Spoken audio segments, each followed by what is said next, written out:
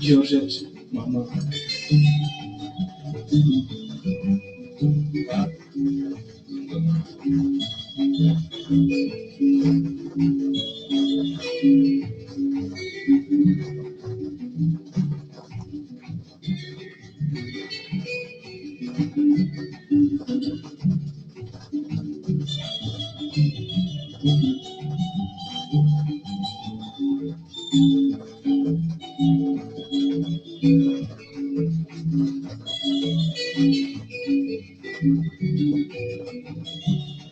Georgette, nous t'avons écouté, maman.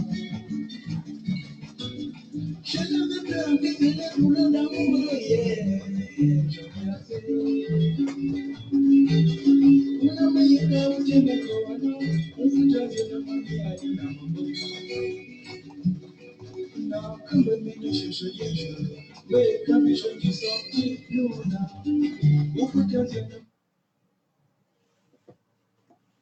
Alors, les amis, bonsoir.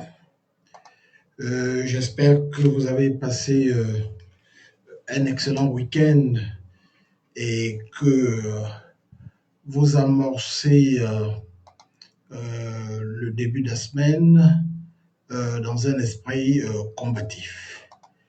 Voilà. Alors, je vous accueille tous autant que vous êtes, les combattants. Voilà. Alors, qu'est-ce que nous apprenons?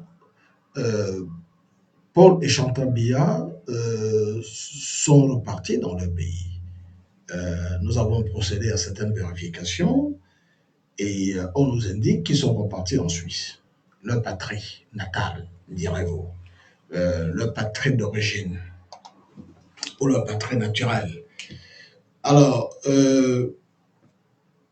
déjà 2 mois après la prestation de serment, le gouvernement n'a pas été formé. Oui, de façon formelle, dans la Constitution, absolument aucun test n'oblige un président sortant, s'il a été réélu, comme il dit qu'il a été réélu, admettons-le pour les besoins de la narration, le gouvernement sortant peut très bien évacuer des affaires courantes, expédier des affaires courantes, c'est le terme approprié. Donc, en termes de droit strict, rien ne l'oblige à changer un gouvernement. Il n'y a même pas de temps pour ça. Il n'y a pas de temps, il n'y a pas de limite dans le temps pour dire, voilà, vous avez tel nombre de jours pour changer le gouvernement. Sauf que le gouvernement actuel sortant pose problème. Il y a en son sein au moins 4 ministres. Certains sont décédés, certains ont quitté le poste. En tout cas, il y a 4 décès qui n'ont pas été remplacés. On a par exemple le ministre de la Mine qui est décédé et qui n'a toujours pas été remplacé. C'est vrai qu'il y a d'autres ministres, des ministres d'autres départements qui remplissent ce rôle. Mais la vérité de tout ça, c'est que le Cameroun n'a pas de président de la République depuis un certain temps.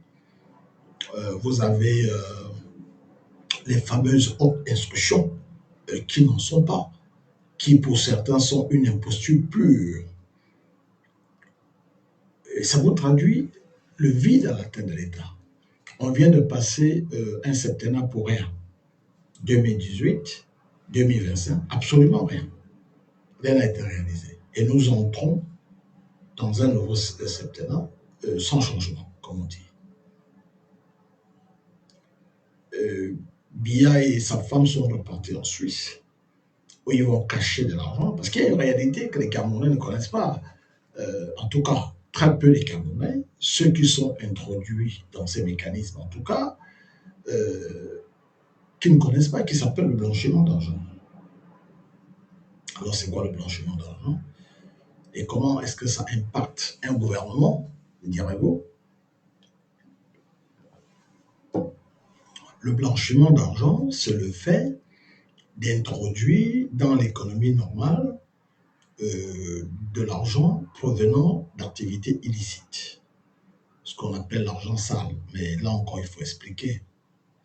Ça remonte à, l'expression remonte aux années 20. Aux États-Unis, il y avait quelque chose qui s'appelait la prohibition. C'est-à-dire que c'était l'interdiction de porter l'alcool et de le vendre.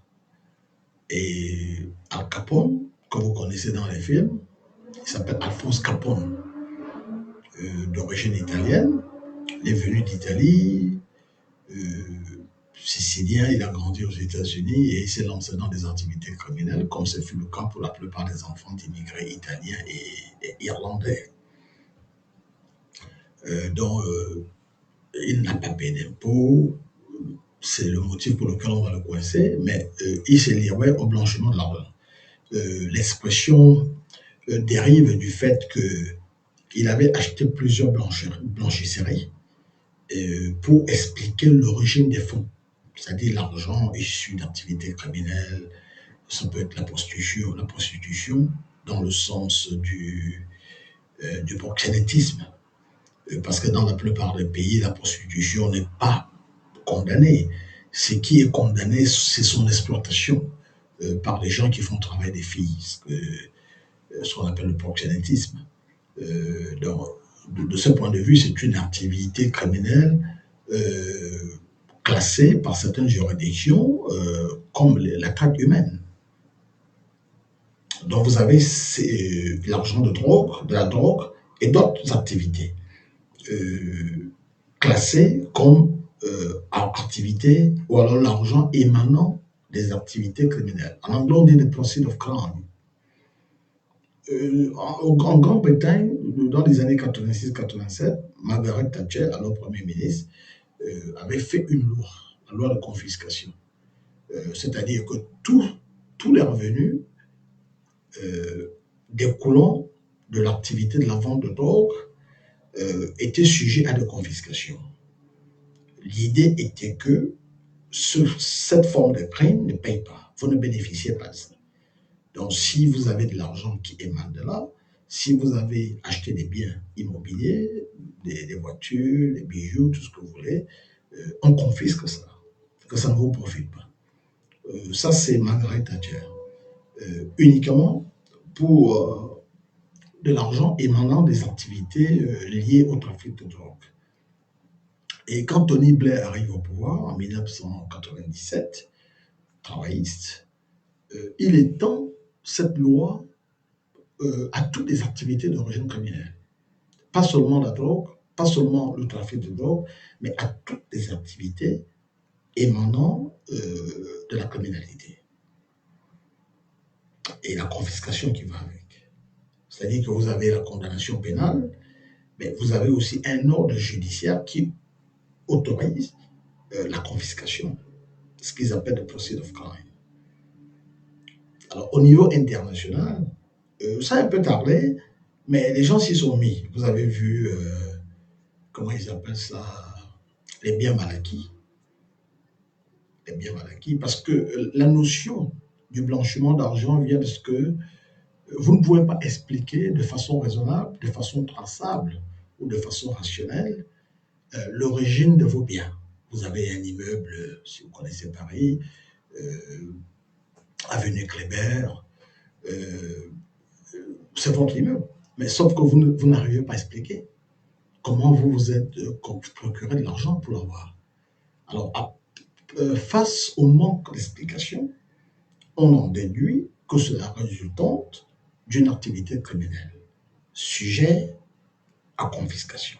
Vous avez vu avec le fils du président de la Guinée équatoriale, Bongo et tous les autres. Donc, venons-en au Cameroun. Alors, quel est l'impact économique? Je vous ai dit ce que nous entendons faire, si jamais on arrivait aux affaires demain, ce que nous entendons faire. Parce que tout ce que j'ai dit est potentiellement lié au bien-être des Camerounais. Je vous ai dit l'autre jour qu'il fallait créer de l'opulence, il fallait créer de la richesse, abondamment de la richesse. Euh, parce que c'est un des médicaments pour tuer le cancer du tribalisme. Parce que quand il y a à manger pour tout le monde, et abondamment, vous n'avez pas le temps de dire, mais celui-là, il est d'une autre ethnie, qu'est-ce qu'il fait ici, etc. Donc, il faut créer la richesse abondamment. Et je vous ai aussi dit, parce que certains crétins qui ne connaissent rien au mécanisme économique disent, mais vous allez prendre l'argent où ils commencent à déballer des gros mots, inflation, déflation, sans savoir ce que ça veut dire. Mais si vous vous calmez et vous regardez les choses de façon lucide, pourquoi est-ce que certains pays comme le Qatar, la Suisse, arrivent à payer les 4 et 5 000 euros de salaire et que le Cameroun ne peut pas? Pourquoi? Mais parce que c'est mal géré. Si vous repartez aux fondamentaux de l'économie, ça veut dire économiser. Mais qu'est-ce que ça veut dire? Pourquoi est-ce qu'on économise? C'est quoi l'économie? C'est l'art de projeter ou alors de faire ce qui est prioritaire. Ce qui est prioritaire. Parce que nous partons, le mot économie vient du fait que nous partons du postulat selon lequel les ressources sont rares. Bon, moi, j'ai étudié ça en anglais. On dit c'est ça scarce. Ça s'appelle ça scarcity, c'est-à-dire la rareté. Personne ne peut, personne ne peut tout avoir. Si vous êtes milliardaire, oui, mais combien y a-t-il de milliardaires? Personne ne peut tout avoir. Vous ne pouvez pas. Vous avez 10 euros. Vous voulez acheter une bonne bouteille de vin, en même temps, vous voulez manger le kebab. Ça sera l'un ou l'autre, par ordre de priorité. Évidemment, intervient tout de suite la notion de la relativité. Parce que ce qui est prioritaire chez quelqu'un ne l'est pas forcément chez quelqu'un d'autre. Quelqu'un va vous dire, voilà, payer mon loyer est prioritaire parce que je ne peux pas dormir à la belle étoile. Mais un drogueur va vous dire que non, moi, avoir la drogue, même si je dors à la belle étoile, moi, la drogue, c'est prioritaire, je m'envoie au 7e ciel. Donc, ça, c'est un peu philosophé, mais bon, nous parlons de la relativité. C'est l'éternel débat entre ce qui est utile et ce qui est aléatoire.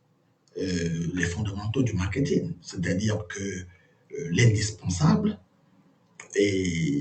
c'est-à-dire les désirs et les besoins. Ça, c'est la définition étymologique du marketing, c'est-à-dire la recherche.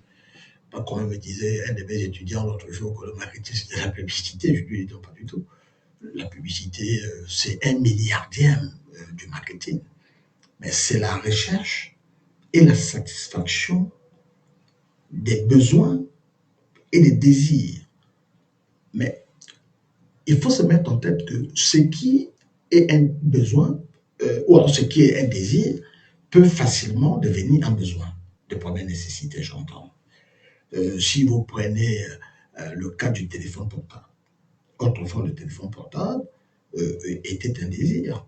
Les gens se contentaient du téléphone de maison. Mais aujourd'hui, le téléphone portable, qui était naguère classé en marketing comme un désir, c'est mieux en besoin de première nécessité. Qui peut vivre aujourd'hui sans téléphone portable? Donc nous repartons dans les définitions fondamentales de ce qui est utile, ce qui est agréable, ce qui relève d'un besoin de première nécessité et ce qui relève d'un désir, ce qui est facultatif. Si vous ne buvez pas le champagne, vous n'allez pas mourir. Mais si vous ne buvez pas de l'eau, vous allez mourir. Entre de l'eau et le diamant, qu'est-ce qui est plus cher? C'est le diamant. Mais qu'est-ce qui est plus utile? C'est de l'eau. Vous passez 2 jours sans boire de l'eau, vous allez mourir. Mais si vous passez toute une vie sans diamant, ça ne va rien vous faire. Ça, c'est à l'aléatoire. Alors, si vous revenez donc dans ce qui est utile, c'est-à-dire la définition étymologique de l'économie, la notion de base, la rareté, les matières sont rares, les ressources sont rares.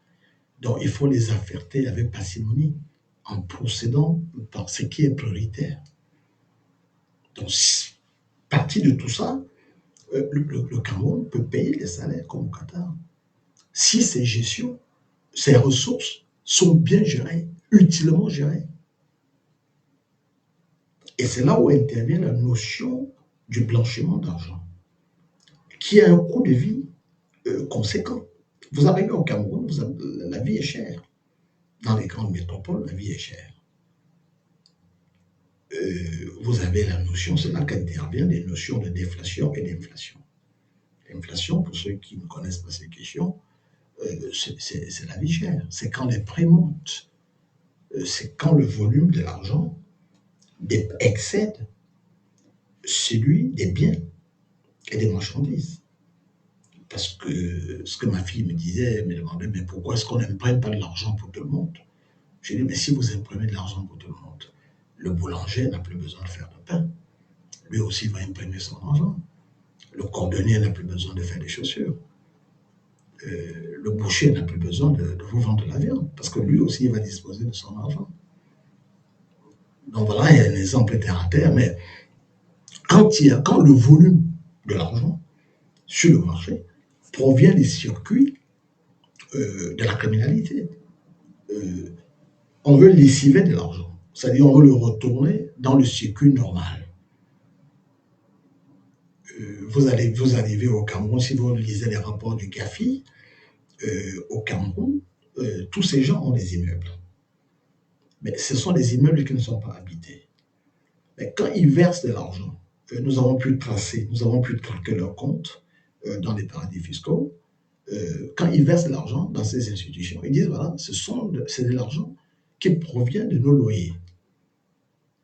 Voilà, on a X nombre d'immeubles, les immeubles ont 10, 15 étages, on les loue par quoi, 3 millions, 5 millions par mois, et ce sont des gens qui payent par liquidité, et c'est cet argent qu'on vient déposer ici.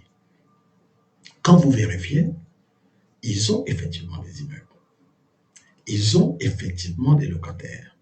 Sauf que ces locataires n'habitent pas là-dedans. Ce sont des prête-noms. Ce sont des immeubles vides. Mais on justifie l'argent par la présence des locataires qui n'existent pas. Oui, qui existent sur le papier. Donc, on a d'une part la fuite des capitaux, et de l'autre côté, on a le blanchiment d'argent, ce qui affaiblit l'économie. Vous demandez à tous les économistes, une inflation vous tue une économie. C'est vrai, nous ne battons pas monnaie, nous-mêmes. Je voulais faire le parallèle avec ce qui s'est passé au Zimbabwe sur Robert Mugabe, où l'inflation était galopante. Vous aviez des billets de 5 milliards de dollars zimbabwéens, mais qui ne vous achètent pas une baguette de pain. Les étagères des magasins étaient vides, alors que naguère, le Zimbabwe était le grenier de l'Afrique. Mais pour être honnête, ils ont des circonstances atténuantes parce qu'ils payent le prix d'avoir empêché la deuxième guerre du Zaïre, du Congo, RDC, sous Kabila. C'est un autre débat, on en parlera un autre jour. Mais je vous fais juste le parallèle par rapport aux méfaits de l'inflation. Comment ça vous tue l'économie? Ça paralyse l'économie complètement. Mais quand on dit ça, les gens pensent que ce sont des coquetteries pour savoir. Dans le cas du Cameroun, l'inflation fait des ravages. Là, quand ils partent en Suisse, comme ils sont partis, ils partent avec de l'argent. Mais le problème, c'est que le Cameroun, tout ce que je vous raconte là, ça a trait avec la gouvernance toxique et nocive de Paul Biya. Le Cameroun, si vous approchez des gens qui connaissent ces questions à l'international, le Cameroun est classé comme un narco-État.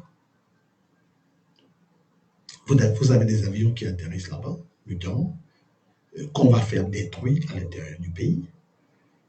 Et les cargaisons repartent par valise diplomatique en Europe. Mais c'est la même chose avec les organes. La plupart des hôpitaux que vous voyez à Yaoundé, qui appartiennent aux pontes du régime, ce sont des centres d'extraction d'organes. Vous voyez des enfants qui disparaissent. Si on a de la chance, on retrouve des corps, des PC. Mais les organes ont disparu. Vous avez des vieilles personnes pendant le Covid, ils ont fait ça. Ils ont extrait pas mal d'organes aux gens. Mais ces organes sont repartis vers des pays. Ça transite par la Suisse. Il y a des donateurs, il y a des gens, des riches qui sont prêts à donner jusqu'à 100 millions de dollars pour sauver leurs enfants. Souvent, il y a un problème c'est le cœur, c'est le foie, ce sont les reins. Bon. C'est pour ça qu'on ne peut pas avoir un coup d'État au Cameroun. Un coup d'État traditionnel ou conventionnel, classique, tout ce que vous voulez. Parce que les officiers au Cameroun, ce sont des mafieux.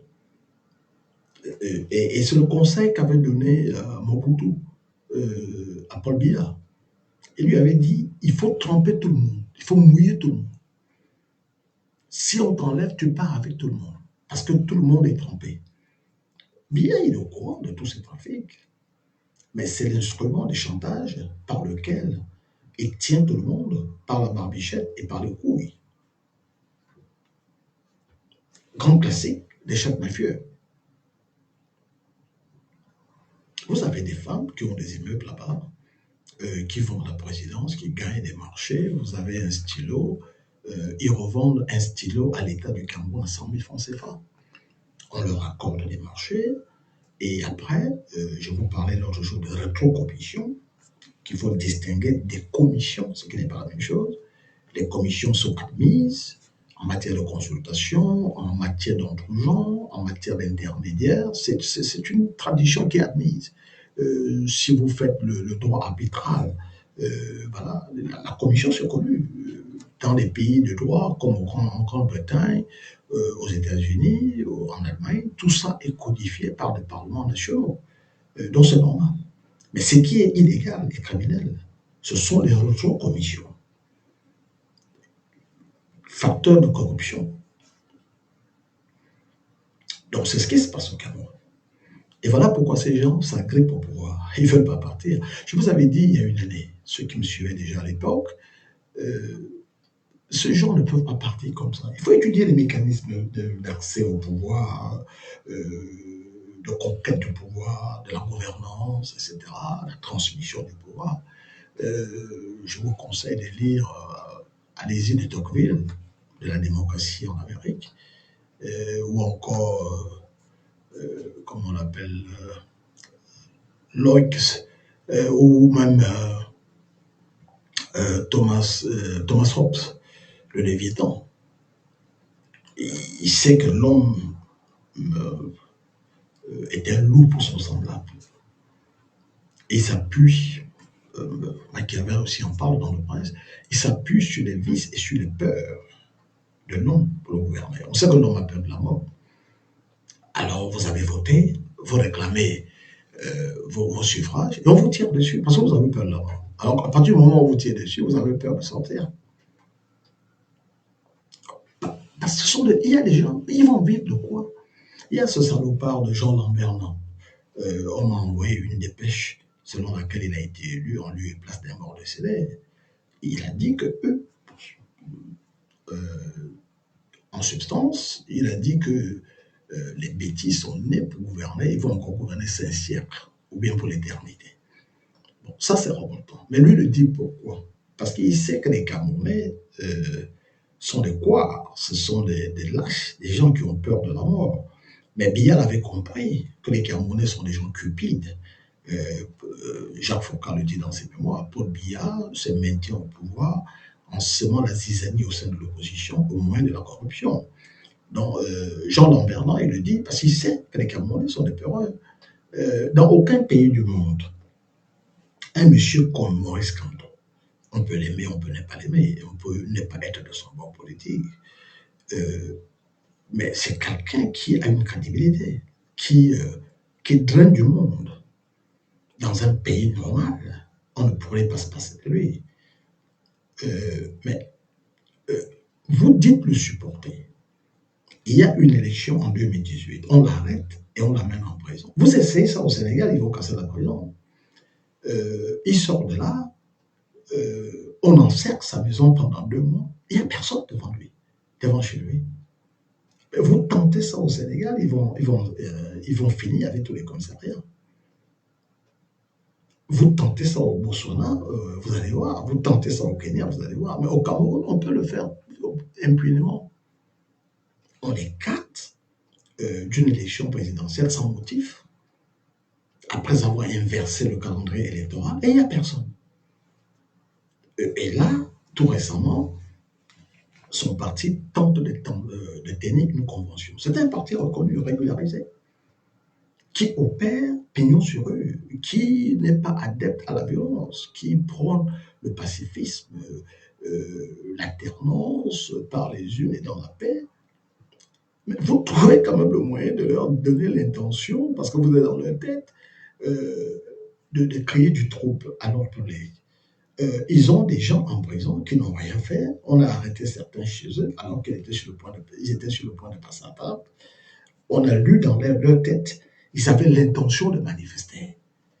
Et ils prennent 7 ans. Et puis il n'y a personne. Vous faites ça au Sénégal, on va casser la prison. On va casser le tribunal. Le problème des Camerounais, c'est parce que tout le monde veut aller au paradis, mais personne ne veut passer par la case de mort. On décrète des villes mortes. Vous ne les observez pas. Il n'y a que le Nord qui le fait.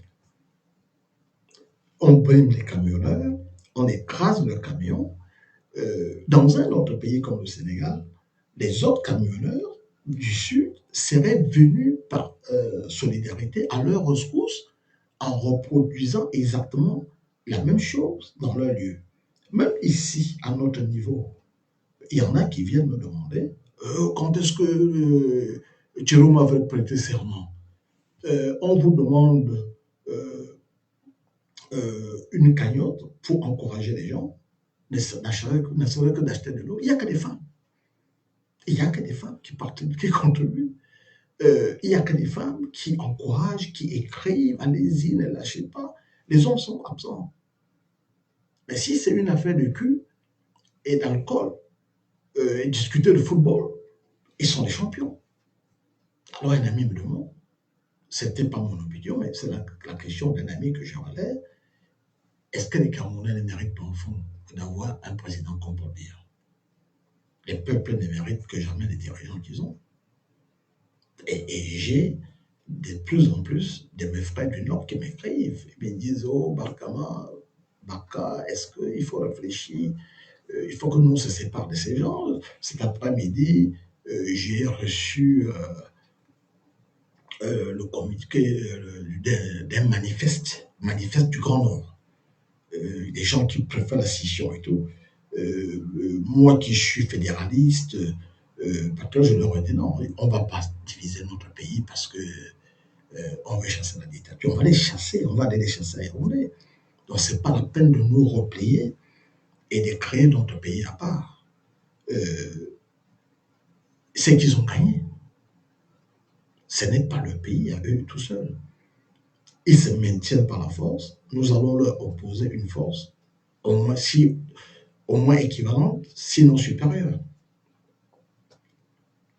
Là, le dictateur a pris fuite, il est allé en Suisse avec sa femme, il laisse le chaos derrière lui, il revendique une victoire pour laquelle il n'a jamais battu campagne. le président élu légitimement par les Camerounais est en exil pour échapper à l'assassinat. Parce que Ngongo avait donné des ordres, des instructions, par rapport aux instructions qu'il avait reçues de Chantal Biya, de faire exécuter le président Tchekoma. On a des fuites qui viennent de leur propre milieu. Quelqu'un comme Alice Ekane, 74 ans, qui avait pignon sur rue, qui ne connaît pas Alice Ekane au Cameroun, mais on le savait malade. Atanganji dit qu'il a été une fois été malade, il a appelé à l'aide de ses stars. Vous saviez qu'il était malade. Qu'est-ce qu'il faisait en détention? À ce jour, il n'y a aucun papier officiel lui reprochant la même chose. Ils ont arrêté Ndjinkam Djabini. On dit qu'on l'envoie en Kondengui pour une détention provisoire de 6 mois renouvelable. Qu'est-ce qu'il a fait? Il peut aller chez lui à Douala, auprès de sa famille. On peut lui demander de se présenter chaque jour dans une gendarmerie ou dans un commissariat, même 2 fois par jour. Il a une adresse. Kanto avait fait inscrire dans le code de procédure pénale, la garde à vue, c'est une exception, la liberté, c'est la règle. Appliquant à cela l'habeas corpus de la Grande-Bretagne, c'est 1215, le roi John, secoué par un Français, le comte de l'Est, Simon de Montfort-l'Amaury, marié à la sœur divorcée du roi John, Éléonore. C'est lui qui est à l'origine du Magna Carta, le principe selon lequel le roi admettait que les lois qui s'appliquent au commun des mortels s'appliquent à lui. L'habeas corpus, c'est le principe selon lequel on ne vous prive pas de liberté sans vous avoir présenté à un juge et de façon exceptionnelle. Quel que soit ce qu'on vous reproche, tant qu'il n'y a pas un procès équitable vous condamnant, la garde à vue ne s'explique pas. Et si vous avez des très grands criminels, c'est quoi le critère? Qu'ils disposent d'une adresse vérifiable, qu'ils donnent des garanties de représentation. C'est-à-dire que si un juge veut l'entendre à quel moment, à n'importe quel moment, il peut se présenter.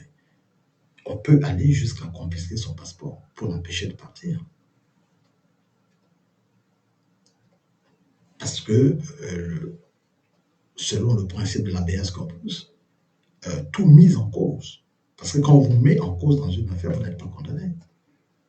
Vous êtes mis en cause, mais vous jouissez de la présomption d'innocence. Vous êtes présumé innocent jusqu'à la manifestation définitive, au-delà du doute raisonnable. Parce que quand il y a le doute, il profite à l'accusé. La Grande-Bretagne a un principe, la justice de la Grande-Bretagne, c'est nous préférons un coupable en liberté qu'un innocent en prison. Je répète, nous préférons un coupable en liberté qu'un innocent en prison. Parce que quand un coupable est en liberté et vous vous apercevez de l'évidence de sa culpabilité au-delà du doute raisonnable, vous pouvez vous rattraper, vous le ramener en prison. Mais quand un innocent est en prison, même s'il y a passé 3 jours, vous pouvez lui donner toutes les compensations financières que vous voulez, mais qui va lui rendre ces 3 jours? Je vous fais un exemple. Vous savez, le cas, vous vendez des tomates dans des boîtes. Si vous ne les vendez pas aujourd'hui, vous pouvez les vendre demain. Parce que c'est un bien tangible et matériel. De l'autre côté, vous avez ce qu'on appelle dans le monde de l'hôtellerie le virtuel. Quand vous allez dans un restaurant, vous allez réserver une table. Le temps que vous êtes là-bas, vous avez l'illusion que vous êtes le propriétaire de cet endroit. Mais ça ne vous appartient pas. La même chose quand vous prenez l'avion. Vous prenez une place, première, deuxième classe. Vous avez l'illusion que l'avion vous appartient pour le temps que vous voulez. Mais si le propriétaire de l'avion ou de l'hôtel manque 4-5 personnes, c'est qu'il les a perdus à vue. parce qu'il n'y a pas quelque chose de matériellement tangible. La vie, c'est comme ça. On vous a enfermé hier, 2, 3 jours. Même si vous sortez, comme Nicolas Sarkozy vient de passer une vingtaine de jours en prison, ça, ce sont des jours perdus. Même si on s'aperçoit après que vous étiez innocent, personne ne peut vous rendre ça. Et au Cameroun, nous sommes dans un état de non-droit. Nous sommes dans un état. Et puis, on a régressé. Vous parlez à des grands-papas qui sont encore en vie, ils vous disent que même sous la colonisation, ce n'était pas comme ça. Parce que le blanc, au moins, acceptait que, bon, vous êtes en détention, qu'on vienne vous soigner, qu'on vous donne à manger, qu'on vous traite convenablement. Mais ceux qui disent que Paul Biya est un panafricaniste au motif de n'avoir allégamment pas renouvelé les accords coloniaux, ce qu'il faut, en 2009, 2008-2009, il y a eu réaménagement à la demande de la France de Sarkozy, au détriment des pays africains. Parce que la mesure qu'on a enlevée, c'est qu'en cas d'agression, la France ne vole plus au secours des pères fondateurs. C'était ça les accords de défense, à sens unique. Les Français disaient, voilà, on a remplacé les gouverneurs à la peau blanche par des gouverneurs à la peau noire. On sait que parce que vous nous défendez, vous serez très impopulaire devant vos populations.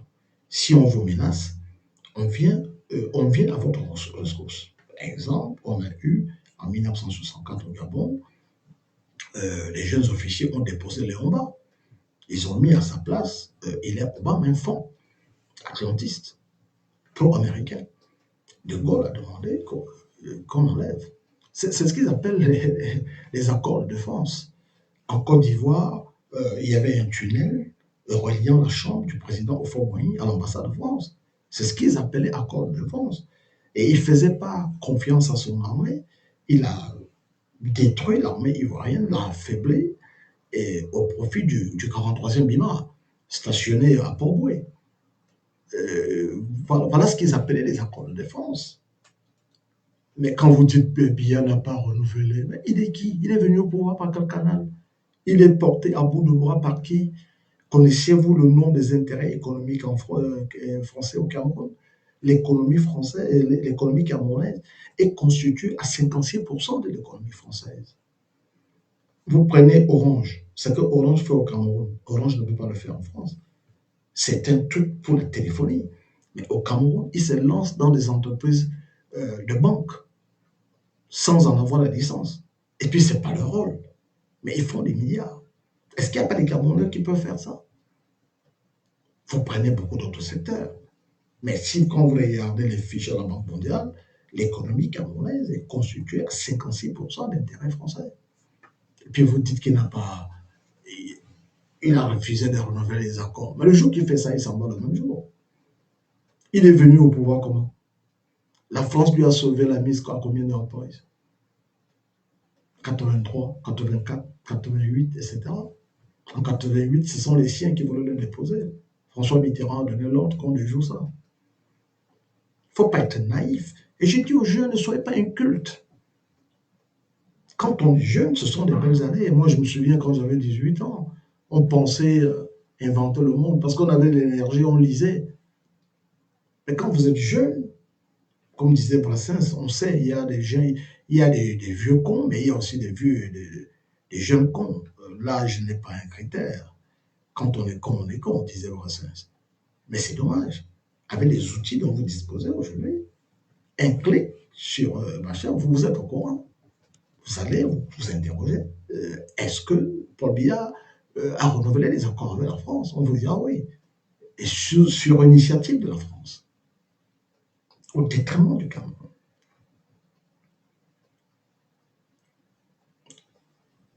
Mais lisez Étienne de la Boétie, la soumission volontaire.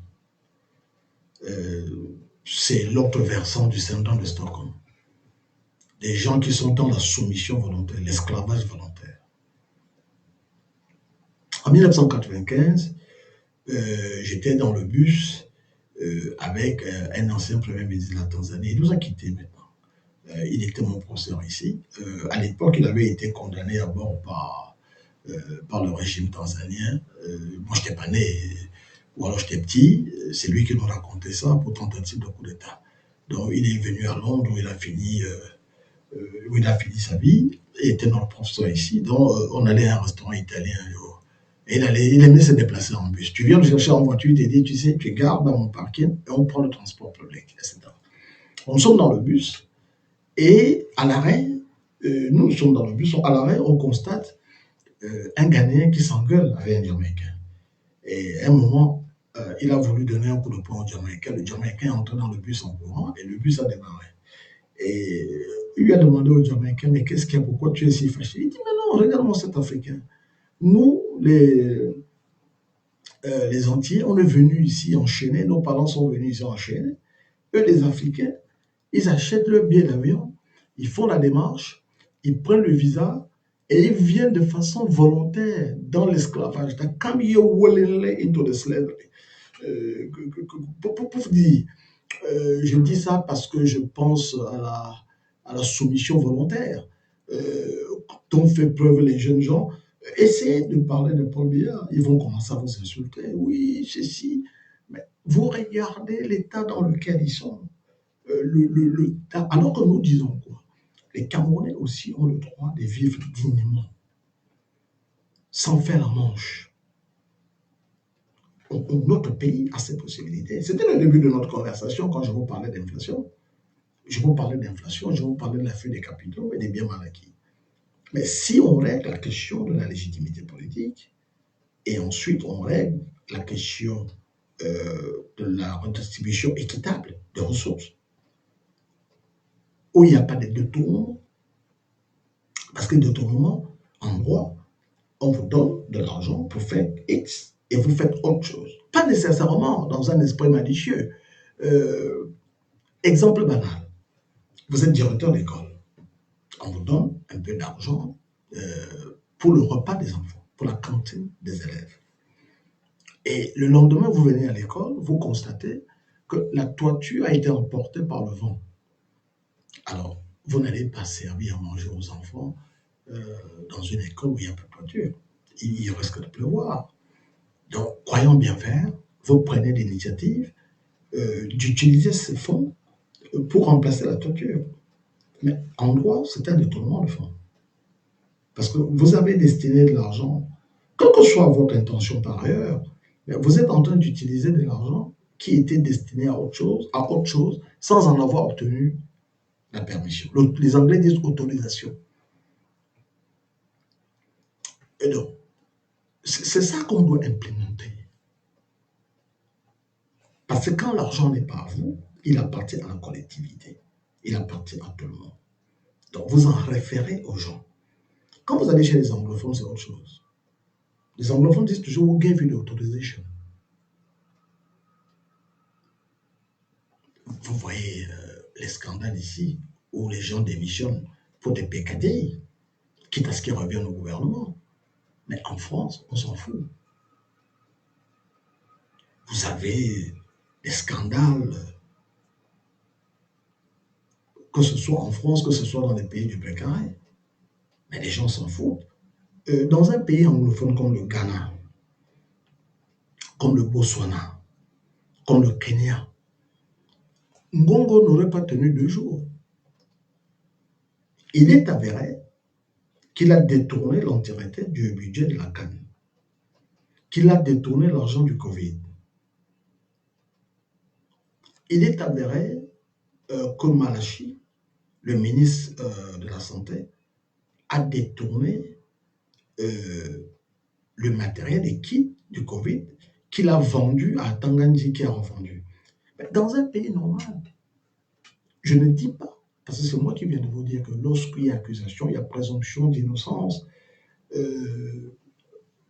jusqu'à la manifestation de la culpabilité au-delà du doute raisonnable. Et que lorsqu'il y a le doute, il profite à l'accusé. Car vaudrait mieux un coupable en liberté qu'un innocent en prison.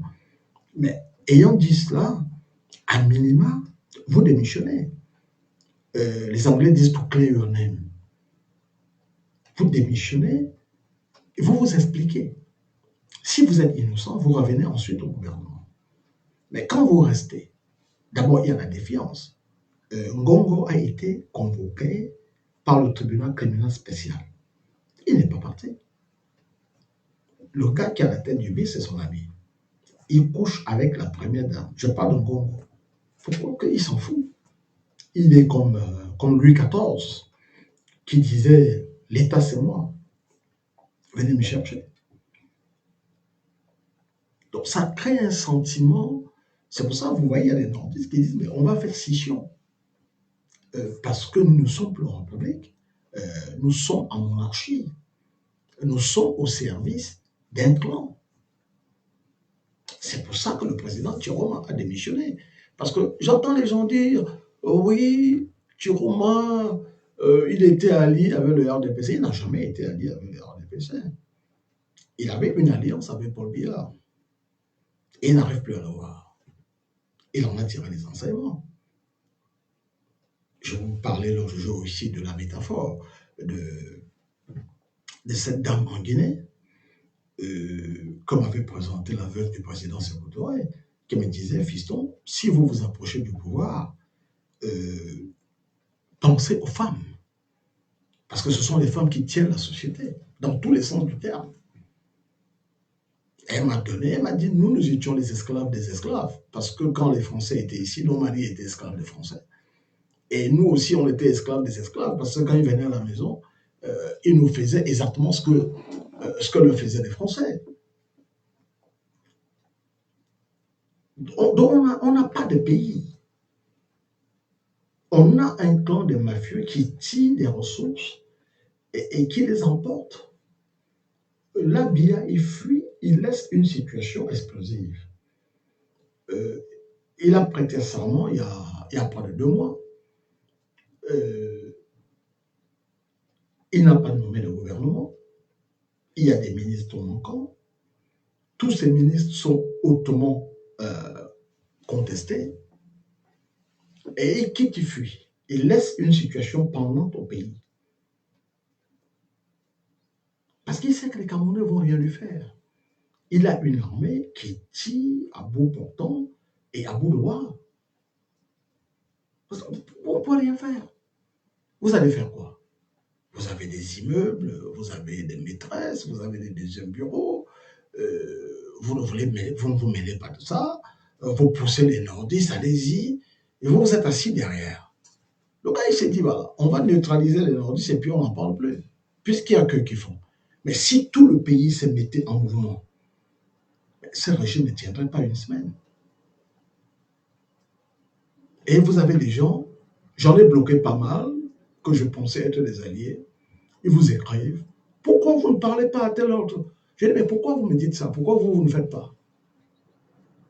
On a des petits infiltrés qui ne veulent pas perdre leurs bénéfices, qui vous contactent notamment et qui disent, mais vous savez, parmi les gens de Biya, il y a des gens bien, il ne faudrait pas dire que si on arrive aux affaires, on peut les prendre. Non.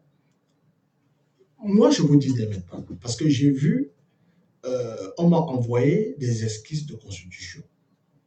J'ai dit, tout le monde peut faire des propositions. Personne ne parle au nom des anglophones. Les anglophones sont les Camerounais. Je parle de nos frères ambazoniens, que je salue. Je salue mes amis de Grand Zéro, de Bamenda. Personne, même pas moi, ne parle au nom des anglophones. Ce sont les Camerounais à part entière. Ce ne sont pas des citoyens de seconde zone. Laissez les anglophones parler pour eux-mêmes. C'est pour ça que le président Tchoukouma a dit, dès le premier jour de ma mandature, je vais libérer tous les détenus politiques, les détenus d'opinion et tout cela. Ensuite, je propose, il n'a pas dit qu'il va instaurer de façon unilatérale, de façon péremptoire. Je propose la restauration du fédéralisme. Je vous ai lu l'autre jour les mémoires de Pierre Mesmer, celui qui était au commissaire au Cameroun, gouverneur au Cameroun, pendant le plébiscite que vous qualifiez de référendum, et où il reconnaît que Ahidjo est arrivé à la conférence de Foumbal ceinturé par les conseillers français, avec un projet, pas un projet de fédéralisme, mais un projet d'annexion des anglophones, d'assimilation. Donc, ce que dit le président Thiron, tout le monde va s'asseoir. C'est ce que j'appelle, au-delà de la conférence nationale, ce qu'on appelle en sciences politiques, une constituante, une assemblée constituante. On va consulter les gens, on va décider de la forme de l'État de façon consentante, de façon collégiale. Mais on ne va pas dire aux anglophones, même si vous leur donnez le bon Dieu aux anglophones, ce n'est pas à vous. C'est une attitude condescendante, paternaliste. Les anglophones sont des Camerounais. Ils ont droit au chapitre. Nous allons discuter de ça ensemble. Nous ne leur disons pas, non, on va vous donner ci. Vous allez leur donner ça en tant que qui? Nous sommes des Camerounais à part égale. Et c'est ce que j'ai dit. Donc, si ne pensez pas que quand Biya va partir, ça sera... Non. Je vous dis, ça va prendre du temps. Parce qu'il y aura la guerre civile. Parce que ce que vous voulez implémenter, si ça ne nous plaît pas, nous allons prendre les armes contre vous. On ne va plus jamais accepter qu'une bande d'individus, qu'une clique s'empare de notre pays pour tenir les autres citoyens comme les gens des secondes zones. Donc, si vous ne voulez pas la voie du consensus, où vous allez consulter les Camerounais, on va s'expliquer entre hommes. Ça va prendre. C'est pour ça que moi je suis prudent, je vous dis ça va prendre beaucoup de temps. On ne va pas remplacer Biya le 1er janvier 2026. Parce que si ça ne nous plaît pas, on va prendre les gens bien partis, nous on aura affaire, on va s'expliquer. Ça ne va pas se passer comme ça. Nous disons, tous les gens qui ont été dans le gouvernement de Biya ne seront pas de l'équation. On ne peut pas reconstruire une nation avec des ponts pourris. Vous êtes tous complices. Donc, on ne va pas faire l'hypocrisie. Par décence, vous vous taisez. Mais si vous ne le faites pas, on va s'affronter. Parce que dans ce gouvernement, ils sont tous pourris. Je ne vois pas de jeunes. Mais il y a des jeunes Camerounais. Pourquoi est-ce qu'on va prendre les mêmes? Pourquoi? On a des jeunes Camerounais qui sont au Cameroun. Des gens brillants. Mais vous nous dites, oui, dans la nouvelle constitution, on va voir ceux qui n'ont pas trahi. Non, on ne veut pas de vous. Alors, vous qui faites ce genre de propositions, vous aurez affaire à nous. On va s'affronter. Parce qu'il y a des jeunes Camerounais qui n'ont jamais servi le pays. Des enfants à qui nous avons payé des études et on n'a pas profité. Il y a le jeune maire, Espoir Matomba. Des gens comme lui, il y en a plein. Aïdjo est devenu président à quel âge? Il est entré en politique à quel âge? Aïdjo a quitté le pouvoir, il n'avait même pas 60 ans. Paul Biya est venu aux affaires à quel âge? Il est devenu président à 49 ans. Pourquoi vous voulez nous envoyer des vieilles remballes, des badènes? On veut les jeunes Camerounais. On veut les femmes. On veut les handicapés. Parce qu'ils sont Camerounais. Ils ont droit au chapitre. Ils ont droit au chapitre. Ils peuvent dire comment ils veulent qu'on les gouverne. Ils peuvent venir dire, s'il y a un ministère des handicapés, moi je ne suis pas handicapé. Je ne connais pas les problèmes des handicapés. C'est un handicapé qui va être à la tête. Parce qu'il sait ce dont il souffre. Quelqu'un porte sa chaussure, il a mal, et moi je lui dis non, tu n'as pas mal, tu ne portes pas bien.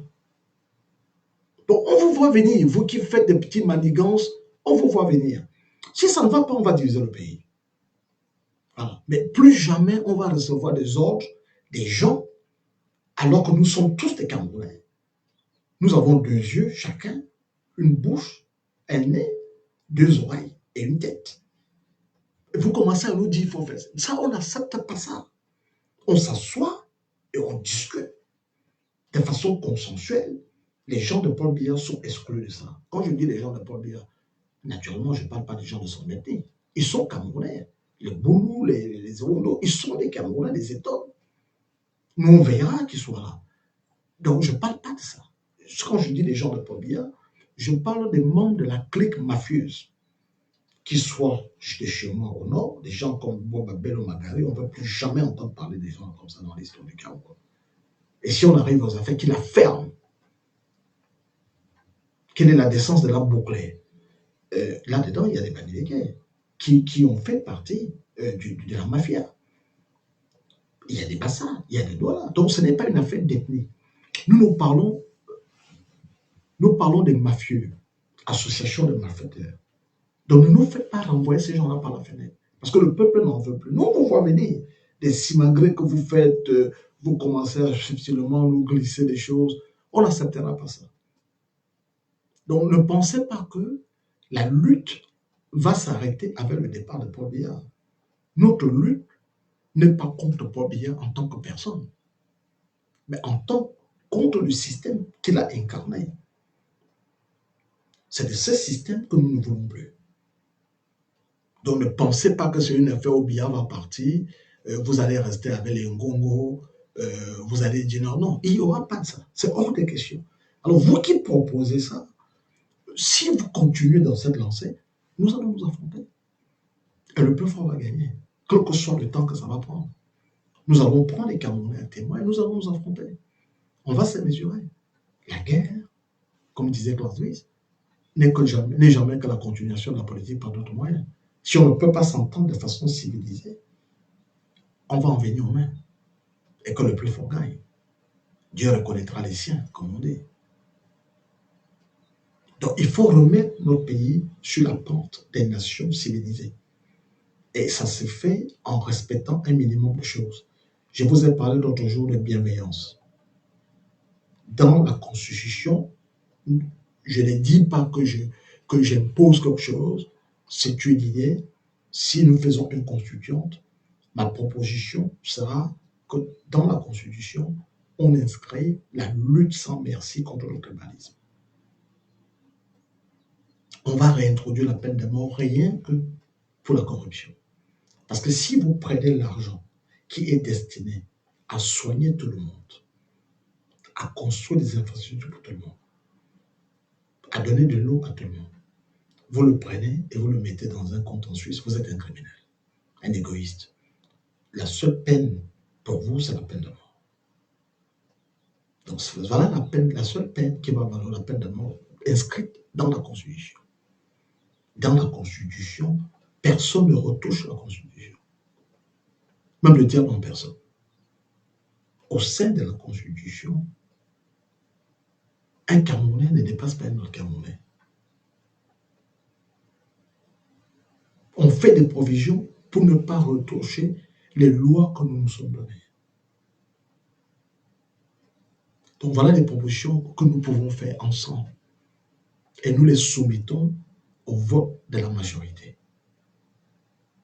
Mais si ce sont des choses dans l'intérêt des Camerounais, il ne faut plus jamais qu'un Camerounais soit en situation de traiter un autre Camerounais comme un esclave. Ça, c'est plus jamais ça. Mais moi, je prône le bien-être, l'opulence, la richesse, abondamment, la création de la richesse pour tous les Camerounais. Parce que ça règle le problème. Ça tue le tribalisme. Nous nous basons sur le mérite. Est-ce que ce que vous faites, c'est dans l'intérêt du Cameroun? Est-ce que ça peut rapporter quelque chose au Camerounais? Voilà les choses auxquelles nous pensons. Mais la bienveillance, quand tu vois un autre Camerounais, tu es disposé. On inscrit au sein de la Constitution la solidarité obligatoire, la bienveillance. Nous sommes solidaires les uns des autres. Nous avons vis-à-vis des uns des autres des obligations d'entraide. Ce que les Anglais appellent le duty of care. Si vous avez cela, parce que le patriotisme ne se proclame pas. Vous pouvez faire un travail patriotique face à des voleurs comme des Ngongos, des gens égoïstes. Parce que quelqu'un va construire dans son village un palais de 5 milliards de francs CFA. 5 milliards de francs CFA. Emmanuel Macron, il n'a jamais eu l'équivalent de 5 milliards de francs CFA, le président de la France. Mais vous prenez ça dans un pays du tiers-monde, en état de sous-développement avancé, à vous tout seul. Vous conduisez dans Yaoundé, vous voyez des tas de poubelles. Il y a des mamans qui dorment au bord de la route parce qu'elles vont des ignames. C'est avec cet argent qu'elles vont repartir nourrir les enfants. Je vous ai dit, ces garçons qui est mort au commissariat pour 60 000 francs. Il devait 60 000 francs à un marchand. On l'a corrigé pour nos amis TikTok ici.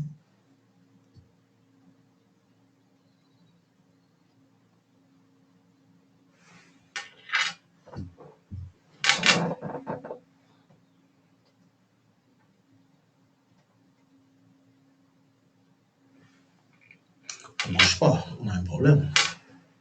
Voilà, on met jusque là. Très bien, ça marche maintenant. C'est rétabli. Je vous ai parlé de ce cas ici. Il devait 60 000 francs à un commerçant. Ce commerçant porte plainte, il se retrouve au commissariat, informer sa maman à court, et présente des excuses, et il dit voilà, en lieu et place de 100 000 francs, et de 60 000 francs, je paye 100 000. Comme ça, vous avez une compensation de 40 000.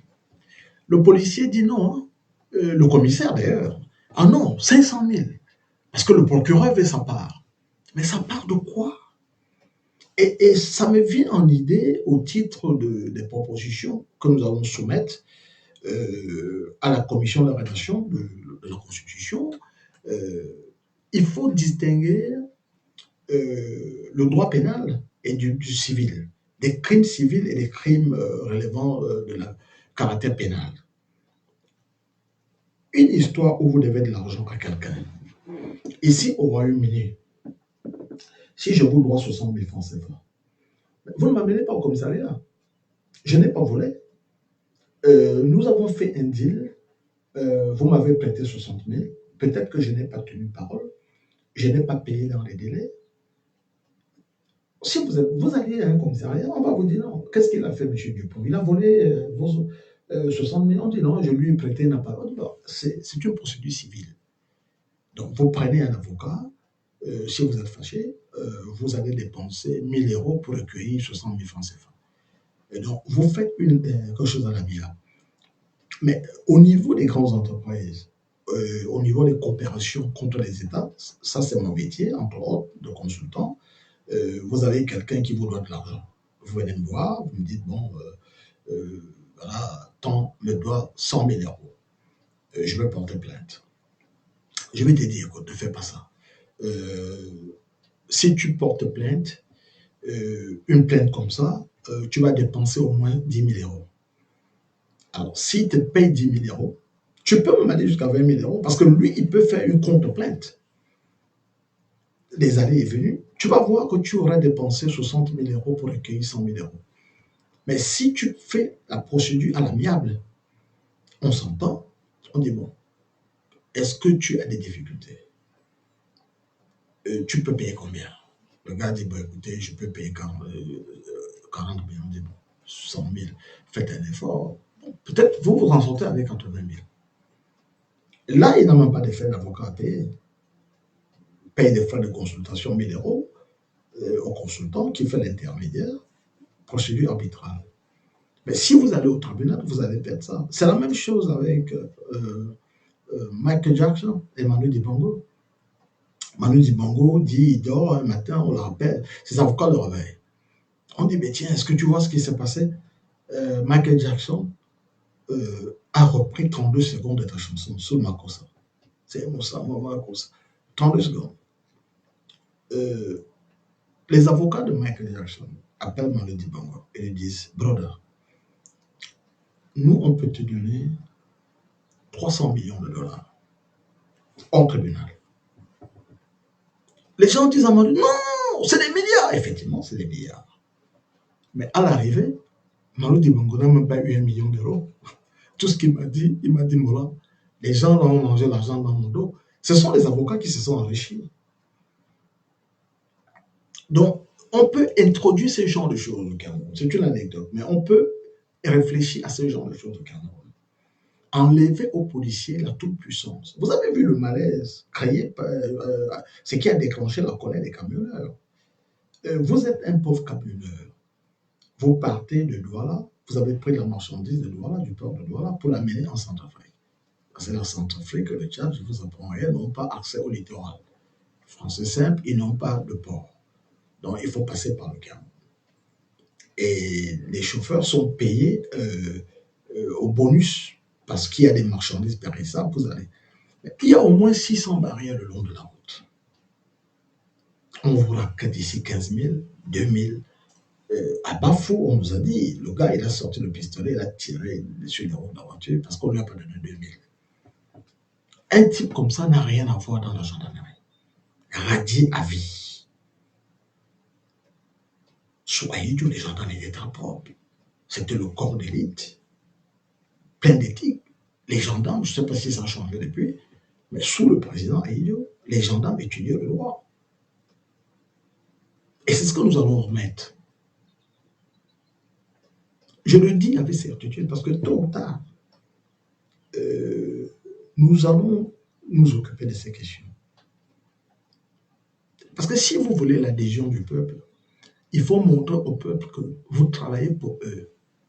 Mais il faut associer le peuple à cela. Dans l'avènement du nouveau Cameroun, les responsables, moi je préfère dire responsables, même les ministres, parce que ministre en anglais c'est serviteur, c'est servant. Ça se passe au terrain, sur le terrain. Ça c'est pas au bureau. Vous êtes ministre de l'Agriculture, vous allez dans le champ, dans les plantations, voir les planteurs, les rencontrer. De quoi vous avez besoin? Est-ce que tout se passe bien? Ça ne va pas, mais qu'est-ce qu'il y a? Qu'est-ce qui fait obstacle? Le même jour, c'est réglé. Le même jour, c'est réglé. Le président a eu Dieu demander à ses ministres, mais vous ne dites rien, les handicapés n'ont pas de problème, vous ne me faites pas de rapport depuis. Que dit la jeunesse? On va sur le terrain. Et on va procéder par élection. Un ministre doit avoir un mandat local, soit des maires et des députés. Il faut être proche du peuple. On ne peut pas mettre pas ministre pour rester derrière la voiture pour conduire. Non. Et dans la Nouvelle République, l'État n'offre pas de voiture au ministre. On vous nomme ministre comme quelqu'un est enseignant. Si vous voulez une voiture, vous la prenez à crédit. L'État peut se porter garant. Vous prenez une voiture à crédit et vous la repayez. Mais l'État se porte garant. Sinon, vous venez avec les transports publics. On n'achète pas la voiture au médecin. Pourquoi on va vous acheter la voiture? On n'achète pas les voitures aux enseignants. On peut vous donner des subventions. Par exemple, si vous êtes ministre, on vous donne l'argent de transport. Si le transport public, on calcule cela. Mais vous voulez une voiture, on vous donne des facilités. Si vous tenez à avoir une voiture, on améliore le transport public, comme ça se fait en Occident. Et s'il y a une voiture, comme j'ai vu en Norvège, le Premier ministre a une voiture, ça fait il y a une voiture dans le parc. Si le Premier ministre n'a rien à faire et que le ministre des Finances a une course rapide, il va avec cette voiture pour faire des choses. Sinon, il a 15 € d'indemnité de transport par jour quand il va faire quelque chose pour le ministère. Donc, vous voyez au Cameroun des ministres qui ont un véhicule de 80 millions, souvent 400 millions, des bons d'essence, qui remettent à des maîtresses, à des frères. J'ai des amis à Paris. Leurs sœurs sont les maîtresses des ministres. Et ils vont au Cameroun, ils ont des bons d'essence. À quel titre? À quel titre? C'est pour ça que je vous dis que si c'est bien canalisé, je commençais par vous expliquer la projection des priorités en économie. Mais si nous respectons ces règles, un fonctionnaire camerounais, il peut avoir 4-5 000 € par mois. Parce qu'on a de l'argent pour ça. Si c'est utilisé à bon escient. Mais le chômeur camerounais peut avoir des indemnités. Parce qu'il y a de l'argent pour ça. On a même des provisions dans la loi camerounaise pour ça. Je vous ai dit l'autre jour, parlant de Niatade, à qui on a fait une mauvaise publicité. C'est pour ça que l'histoire sert à cela. C'est le seul député à avoir fait quelque chose de valable aujourd'hui, la Caisse nationale de programme social. Donc, on avait ces dispositions. Les gens qui ont mon âge, les gens de ma génération, vont vous dire qu'au temps du président Ahidjo, par exemple, vous allez en vacances, vous habitez chez des amis à vos parents et vous voulez aller en vacances chez vos parents. Vous n'avez pas d'argent. La CNPS vous donne quelque chose, comment ils appellent ça, de réquisitionnement. Vous présentez un chauffeur de car, il vous amène. Et il peut vous acheter un sandwich qui est inclus dans la réquisition. Donc le Cameroun avait ça. Mais on a mis à la tête de notre pays des rapaces, des assassins qui n'aiment pas les Camerounais. Vous prenez un malfrat comme Atanganji, un repris de justice, un drogué patenté, tout le monde sait comment il se drogue. Lui, il mange la drogue directement, il ne la fume plus. Il dit, oui, il dit à Anissé, il a le culot, hein, cet analphabète, il a le culot de dire à Anissé Ekane, tu as toujours été du mauvais côté de l'histoire. Mais voilà quelqu'un qui a la tutelle des partis politiques, qui ne connaît pas le rôle, qui ne connaît même pas la constitution du Cameroun. Parce que s'il la connaissait, il y a un passage de la constitution qui reconnaît le rôle des partis politiques. Ce Chikaya ne sait pas que le Cameroun a eu naguère le multipartisme. Et que Ahidjo est arrivé au pouvoir. Ahidjo qui a occupé ce ministère avant lui. Ahidjo, c'est le tout premier Camerounais à occuper ce poste. À l'époque, on disait ministère de l'Intérieur. Sous André-Marie Bida, dont il était le vice-premier ministre, mais en charge du ministère de l'Intérieur. Ahidjo, il est venu là par une élection. Donc, il ne connaît pas le rôle des partis politiques. La constitution camerounaise dit que les partis politiques ont un rôle dans l'expression. Ils sont l'expression de la démocratie. Et c'est pas ça. Pour lui, ne pas être un villageois. Tous les Camerounais vont être du RDPC ou d'un seul parti politique.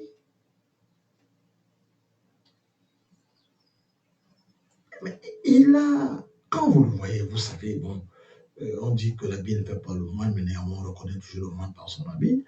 Mais ce malfrat, c'est une indignité qu'un ministère aussi important, un ministère régalien de cet acabit, soit occupé par ce malfrat. Et ça nous fait honte à nous tous Camerounais qui vivons à l'étranger, parce qu'on vous interpelle. C'est révélateur de ce qu'est devenu le Cameroun. Vous avez vu comment il parle? Il a une façon de parler. Ce cochon, il traite des gens, mais aucun égard pour les Camerounais.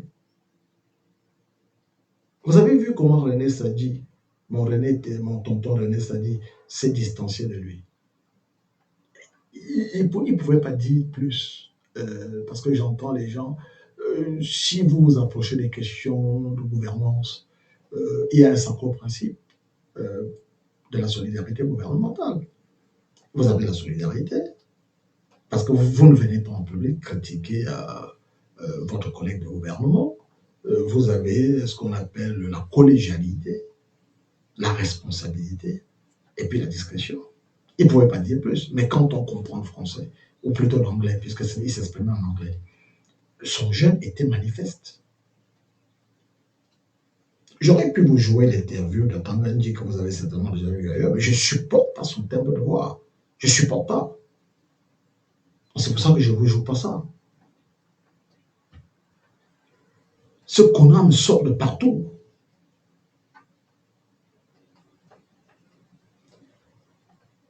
Vous avez vu des propos horribles qu'il tient à l'endroit d'Anissé Ekane.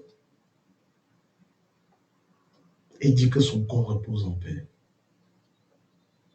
C'est la première fois que j'entends ça. On dit que son âme repose en paix et que son corps repose en paix. Et là-dedans, il fait une incartade vers la Bible. Il se prévoit chrétien. Mais quelle sueur Moi qui suis chrétien de naissance, si je pouvais changer ma religion juste pour ne pas être chrétien comme ce qu'on a, je le ferais. Une interprétation cavalière de la Bible. Il dit que le seul qui ait jamais sacrifié sa vie, qui soit jamais mort pour sa foi, c'est Jésus. Même pas ses disciples. Un imbécile. Il ne sait pas que tous les disciples de Jésus, en dehors de Saint Jean est mort de vieillesse, mais tous les disciples de Jésus ont été tués, y compris les apôtres, comme Saint Paul, qui est venu tardivement, comme Saul, après le chemin de Damas, qui est venu tardivement au christianisme, ou à la conversion, parce qu'il persécutait les partisans de Jésus. Ici, est-ce qu'on lui a parlé de Saint-Étienne, les conditions effroyables dans lesquelles il est mort? Saint Paul, le premier pape, lui qui est allé au Vatican. Vous voyez les méthodes de voyous de ce type. Il va au Vatican, le pape l'accueille, et il sort une enveloppe. Le pape a sursauté. Il sort une enveloppe. Moi, je me demandais, peut-être, non, il demande au pape de bénir l'enveloppe. Vous voyez les méthodes des mafieux. Le pape lui a dit, mais non, va voir tel. C'est lui qui sort. Parce que lui, il ne connaît pas le protocole. S'il connaissait le protocole, d'abord, le pape, il est certes le chef du collège épiscopal. Parce que le pape, son vrai nom, c'est l'évêque de Rome. Mais c'est aussi le chef de l'État. C'est pour ça qu'il a les ambassadeurs, le nonce apostolique. Mais le pape a un chef de protocole. Mais lui, il ne connaît pas ça. C'est un broussard. Il est venu avec une enveloppe gonflée et il sort ça. Les méthodes du sous-quartier. Voilà là où est réduit le Cameroun. Il est temps que ce type s'en aille. Mais comme il ne veut pas s'en aller, même s'il voulait s'en aller, il n'est plus qu'à lucide.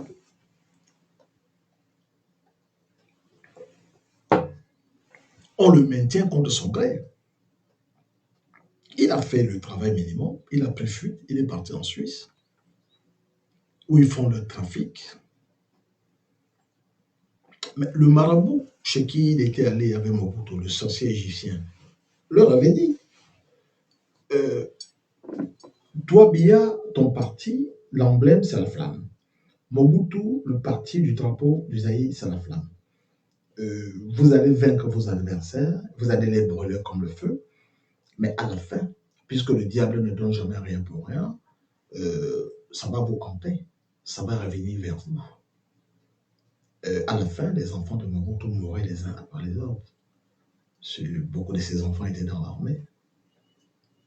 Vous voyez ce qui arrive, je n'aime pas parler des enfants des gens, mais vous voyez ce qui advient des enfants du président. L'enfant qu'il a eu avec Chantal, et ce qu'il est, je n'en dis pas davantage, la fille. Le Cameroun, avec raison, n'autorise pas l'homosexualité. Mais sa fille en est l'incarnation vivante. La Brésilienne avec qui elle va là, avec qui elle est là, qui vient au Cameroun transporter tous les organes humains, on lui donne l'avion diplomatique pour aller faire son truc. Il y a tout ça. C'est ce que le père Angèle Benvin, dont on a retrouvé le corps sans vie le 23 avril 1995, avait dit à Biya, parce que c'est un condisciple, il est condisciple de Paul Biya au séminaire. Il est allé là-bas lui dire, parce qu'il avait vu les choses, il avait supporté jusqu'à un certain niveau ce qu'on appelle les visiteurs du soir. Il avait dit à Biya, écoute Paul, c'est pas ce qu'on nous enseignait au séminaire, il faut arrêter ça.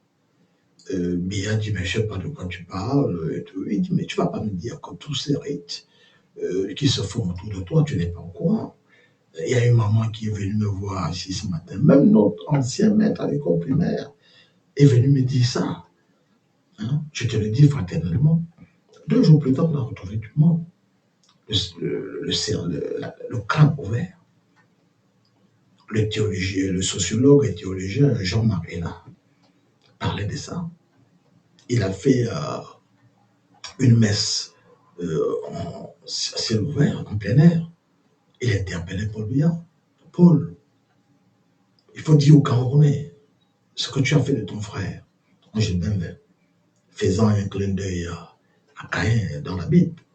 Caïn, le fils aîné d'Adam et Ève, qui avait mis à mort son petit frère Abel, parce qu'il était jaloux. Il avait il avait sacrifié un épi pourri, parce que lui, il était agriculteur, et on a brûlé. Vous savez, le judaïsme, on brûle. Si c'est la fumée blanche, ça veut dire que votre offrande a été acceptée. Et Abel, il a choisi le plus bel agneau de son troupeau. Il a sacrifié, et la fumée était blanche. Mort de jalousie, il a mis à mort. Et Paul Biya, il est comme ça. C'est ce qu'ils ont fait à Monseigneur Bala. Et ils l'ont sodomisé, ils l'ont torturé, et ils l'ont tué avant de le noyer. On a trouvé un mot dans la voiture. Je suis en bas. Mais cette écriture n'était pas de lui. Donc, ils ne peuvent pas quitter. Je vous ai expliqué ça l'année dernière. Certains d'entre vous m'avaient traité de pessimiste ou de négatif. Je vous avais dit, bon, écoutez, je n'ai pas le monopole de la science infuse. Si vous tenez à aller aux élections, allez-y. Mais dans ce cas, prenez le soin de vous inscrire massivement sur les listes électorales. Parce que le nom fait la différence, comme disait Monseigneur Dormeau. Vous l'avez fait, et je vous félicite, parce que vous êtes allé au-delà de nos attentes. Vous avez montré à la face du monde l'illégitimité de cette mafia, parce que vous avez épuisé les voies légales. Et ce qui est motif à l'action que nous allons entreprendre. Parce que dans le contexte de ce qu'on appelle la communauté internationale, on n'admet pas les déstabilisations des pays sans motif. Pas par altruisme, mais bien philanthropie, non. Parce qu'on tient à l'équilibre du monde. Je vous ai expliqué le contexte dans lequel l'Amérique, les États-Unis plus précisément, ont émergé comme acteur principal du nouvel ordre mondial. Ça date de la fin de la Deuxième Guerre mondiale. Les Américains qui sortaient d'une guerre d'indépendance contre les Britanniques, contre les Anglais, avaient dit, voilà, nous ne nous mêlons pas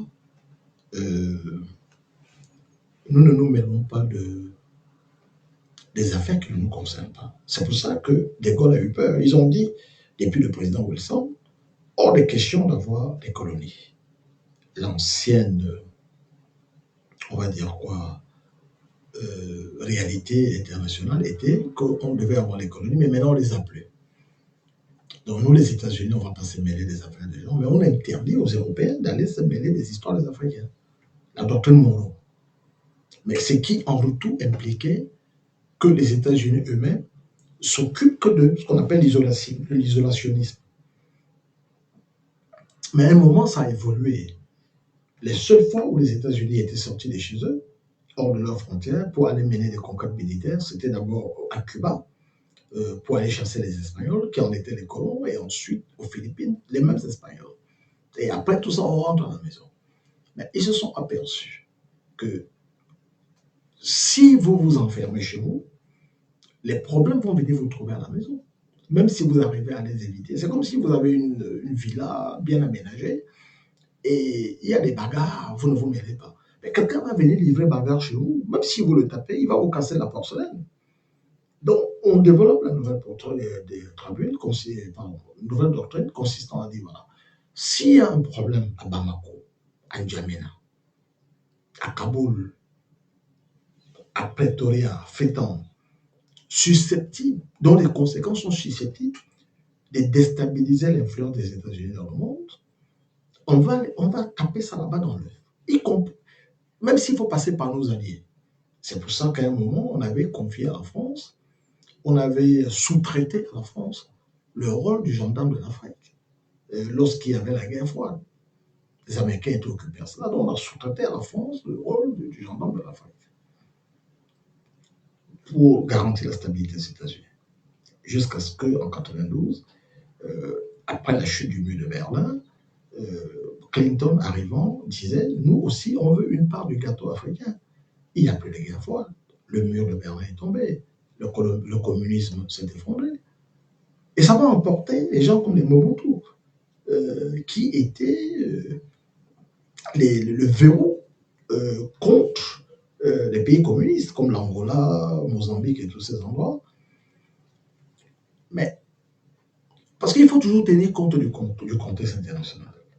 Donc, les États-Unis émergent comme nouvel acteur de l'ordre mondial, parce qu'il n'en était pas jusqu'à la Première Guerre mondiale au moins, et même jusqu'à la Deuxième Guerre mondiale. Ils ne sont pas venus, ça ne les intéressait pas. Les Européens, la France notamment, les a appelés à l'aide pendant la Première Guerre mondiale, ils ont traîné les pieds. On les a appelés à l'aide pendant la Deuxième Guerre mondiale. La France a été envahie, balayée au bout de 6 semaines de combat à peine. Mais ils sont entrés à partir de 1944. Vous allez méditer vivement. Parce que je vous ai toujours dit que... Parce que là, quand je vous parle, il n'y a pas de guerre, il n'y a pas de bombe nucléaire. Personne n'a l'arme nucléaire. La puissance, c'est l'Allemagne, industriellement. Mais l'Allemagne a pris ses leçons de la Première Guerre mondiale. Elle a été balayée. Elle a gagné sur le terrain. Mais elle a perdu la guerre, je parle de la Première Guerre mondiale, sur le papier. Traité de Versailles. C'est là où on va entériner le retrait de toutes ces possessions coloniales. Donc, Hitler est arrivé aux affaires en 1933, on a renouvelé l'instrument de la guerre.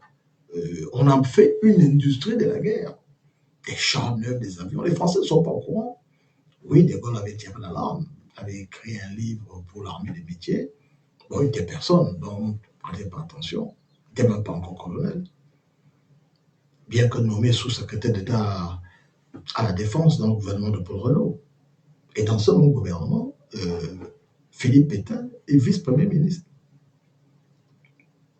Donc, quand il y a dans la Deuxième Guerre mondiale, les Allemands vont traîner, les Américains vont traîner les pieds, parce qu'ils ont peur, les Allemands. L'Amérique n'a pas de bombe nucléaire, personne n'est là. Mais l'Allemagne a renouvelé son matériel, les Américains ont peur. Donc, les Allemands ont fait une alliance avec l'Union soviétique, l'URSS, de Joseph Staline, ce qu'on appelle le pacte germano-soviétique. Mais si les Allemands n'avaient pas été stupides, Hitler, de violer ce pacte, on va répondre. Allô? Allô? Oui. C'est le fait de... Oui, l'avocat d'Ottawa. OK. How are you, brother? Non, nous sommes ensemble. OK, ben, on t'écoute, tu es en direct. L'interview à Noir comme ça, bon, c'est bien. Je suis dans la tristesse. Ben oui, c'est un hommage d'Alice Ekane. Alice Ekane. And you look at him, very traditional man. Very, very traditional. He always wears that his black cap that elders wear. How can you not feel bad? You know, sometimes when we come here, we talk to our own people. We need to come and speak to them the way they look. You know, you can't come in a traditional attire, you know, so that you look like your own people. Sometimes when you talk to them like this, I'm sorry for saying this, but you see, it's not my place to correct you in public. You are an elder to many of us, the people listening to you. Number one, come sometimes, even just significantly in a traditional attire. Even if it's just a small cap to cover your fathead, like I have a fathead too, like you, right? So sometimes put on a small cap, a small country cap. Yes, because for traditional people like myself and others, for an elder like you, when you come and you present yourself and you're saying very important stuff, but you don't put on your hat, people find it like no, they don't like it. I know you're a very prayerful man. When you want to cry to the Lord, you probably are a priest. When you want to come here, you come correct. Eh? You know what I'm saying? Eh? You have a small collar knot by your side, you sit down properly, and then you talk. You're not doing anything wrong. It's just a few little details that we need to fix. You see what I'm saying? Yeah, I hear you. I hear you. But you're not doing Bantu man. yes, If you go down all the way from eastern Nigeria all the way to the southern tip of Africa, you see people that look like you. If they put me by your side, people will not they won't say no. You're from the north, or I'm from the northwest, or I'm from some other place. I hear what Nobody will know that. I hear what you're saying. And we all have to be together to deal with some of these problems. We need to deal with them decisively. People are working, you're working very, very hard. You're trying to create a community, but there's a spiritual aspect to it. You've decided, oh no, you want to be on the side of the good people. So that's it's something that we appreciate. The Lord will bless you, Thank right? you. Prayer happens in his own dimensions. So, you're thinking too much. Papa Ikane, there to plead for us. It's a matter, it's a sin, right? You will make our case. Others on the ground will continue the good work that he has been doing, right? If you look at him, you see he presents himself many times in traditional attire. You see where his beads, where he wears his country cap, the black one. And that's the way that people should be, especially leaders. I had an opportunity to address a Sawa community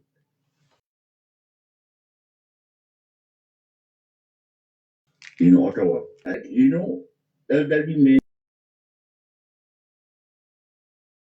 to people and they don't wear a hat.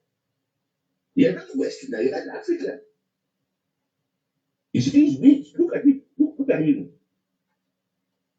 Right? It's showing you the way you're coming here, you're not learning. You have to be in your traditional attire and look like us. Don't come here and then you start getting with you see people, you're a foreigner. You're not foreign, you're not in anchor. You are a major figure in this thing. So and everybody who's listening, they have to take note. Anyway, so let me leave it at that for now. I don't want to get too fired up. All right, we'll speak later. Yeah. All right, thank you for calling. Barrister. Yeah, that's it. Thank you, bye-bye. Alors, contribution très appréciée du frère qui nous appelle depuis Ottawa au Canada. Notre frère qui exerce là-bas comme avocat. Alors, nous étions donc en train de parler du rôle des États-Unis, mais en relation de ce qui se passe au Cameroun. Je parlais du contexte électoral. Je disais que c'était bien d'avoir épuisé toutes les voies légales avant d'entreprendre ce qu'on a l'intention d'entreprendre, notamment pour opposer la force à une autre force. Mais l'idée où je vous parlais du traité germano-soviétique, si Hitler n'avait pas eu la stupidité d'aller envahir l'Union soviétique, l'Allemagne serait une superpuissance aujourd'hui. Parce que les Allemands regardaient tout, les Américains regardaient tout cela, ils n'ont pas la bombe atomique à l'époque. Les meilleurs scientifiques sont en Allemagne, on en jugeait par le progrès industriel. Donc, tout ce que je vous dis là, c'est pour expliquer l'entrée tardive de l'Allemagne dans le conflit, même de l'Union soviétique, parce que l'Union soviétique ayant fait cet accord germano-soviétique avec l'Allemagne, il ne se mêlait pas de ces questions. Donc, mais il y a eu ce qu'on appelle l'opération Barbarossa, je crois que c'est 1941, lorsque Hitler viole le pacte germano-soviétique, agresse l'Union soviétique qui se défend. Et l'Union soviétique s'est battue dans ce qu'on appelle le front de l'Est, ce qui a été déterminant pour la destruction du système nazi. Donc les Américains vont émerger à la faveur de ça, ils entrent tardivement dans le conflit, ils prennent donc la place du nouvel acteur, on va dire quoi, de l'ordre mondial, nouvel ordre mondial, avec les institutions qui vont avec. Nous allons voir, à l'époque, on avait la SDN, la Société des Nations, qui administrait le Cameroun, territoire international, depuis qu'on avait retiré son protectorat, le protectorat qu'il avait sur le Cameroun, mais moi je pense en colonie, je vous expliquerai pourquoi. Donc l'Allemagne est au banc des nations. Donc l'Amérique va saboter les anciennes institutions internationales comme la Société des Nations, qui a pourtant vu le jour à l'occasion d'une conférence que eux ont convoquée. Donc, ils installent l'Organisation des Nations Unies. Nous sommes en 1946. Et dans cette foulée, on va avoir plusieurs institutions qui vont naître.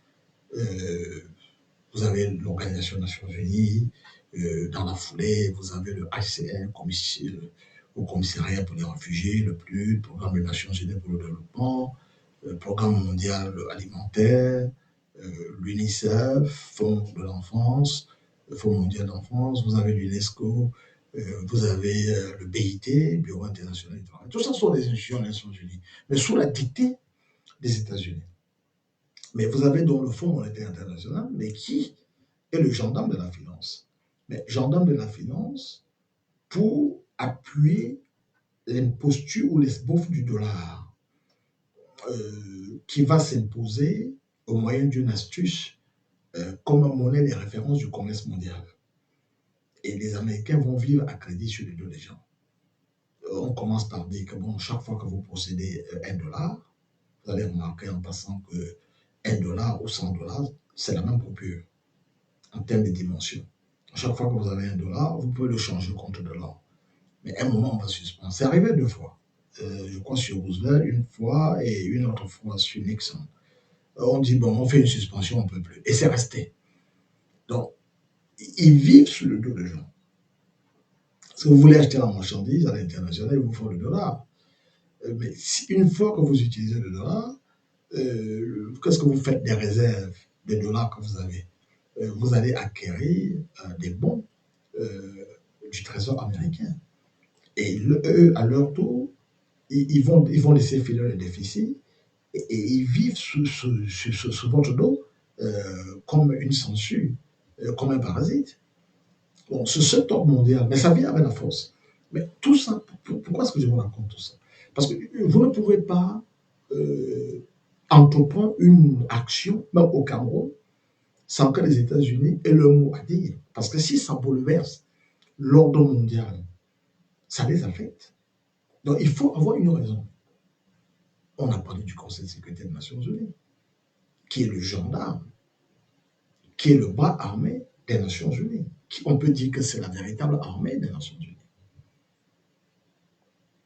Mais avec des emplois à géométrie variante. Lorsque Jacques Chirac a dit que la France voterait non, la France disposant d'un droit de veto, donc ça entraînerait la nullité. Les États-Unis, dans ce cas, on va se passer de l'avis du Conseil de sécurité.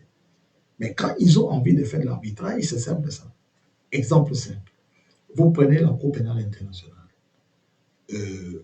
des 5 membres permanents du Conseil de sécurité, la Chine, la Russie, les États-Unis, la Grande-Bretagne, la France, il n'y a que 2 qui ont ratifié, la France et la Grande-Bretagne. Les autres n'ont pas ratifié. Mais ils peuvent donner des ordres via le Conseil de sécurité des Nations Unies.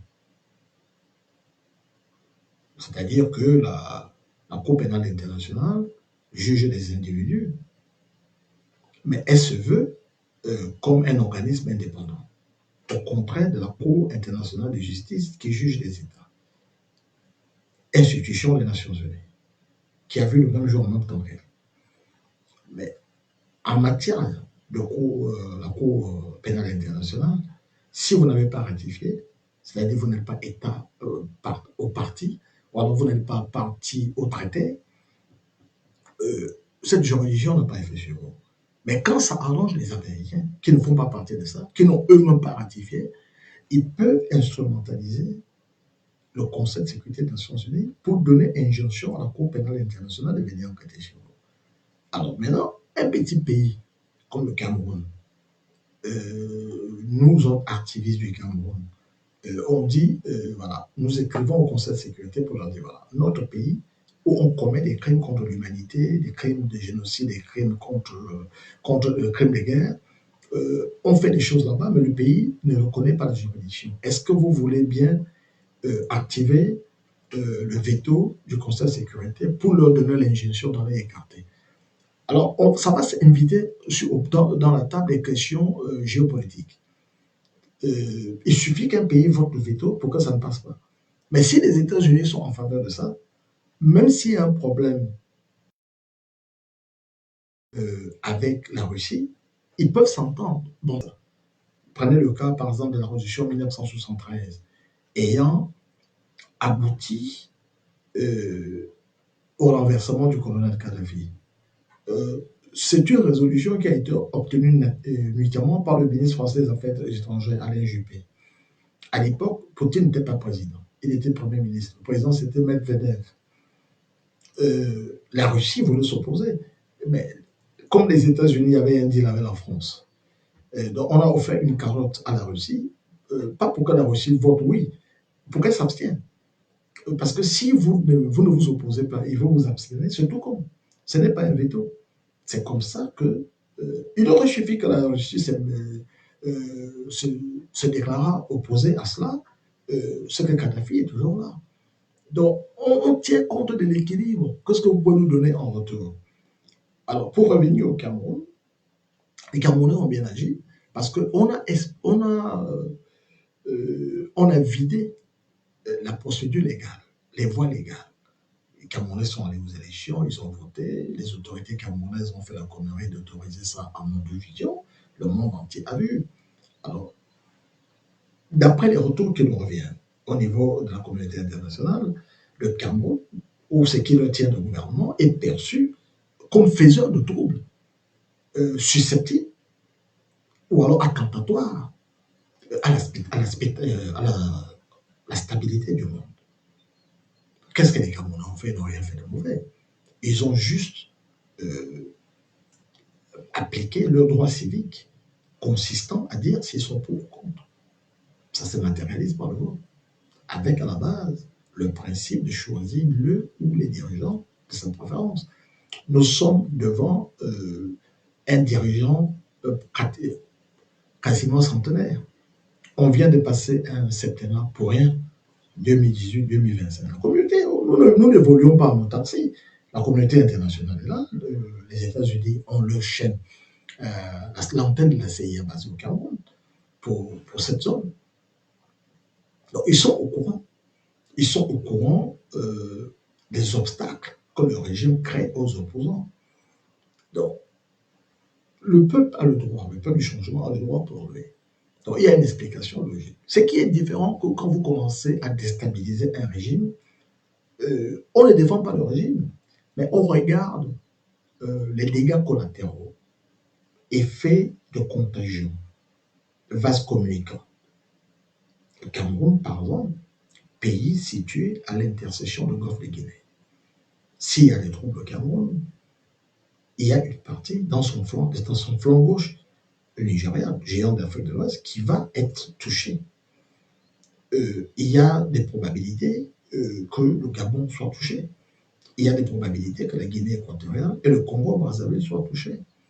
En ce moment, avec le malaise qui craint, on a des répercussions au Tchad et en République centrafricaine. Parce que ces deux pays n'ont pas d'accès au littoral, ils n'ont pas de port. Et ça impacte le Soudan.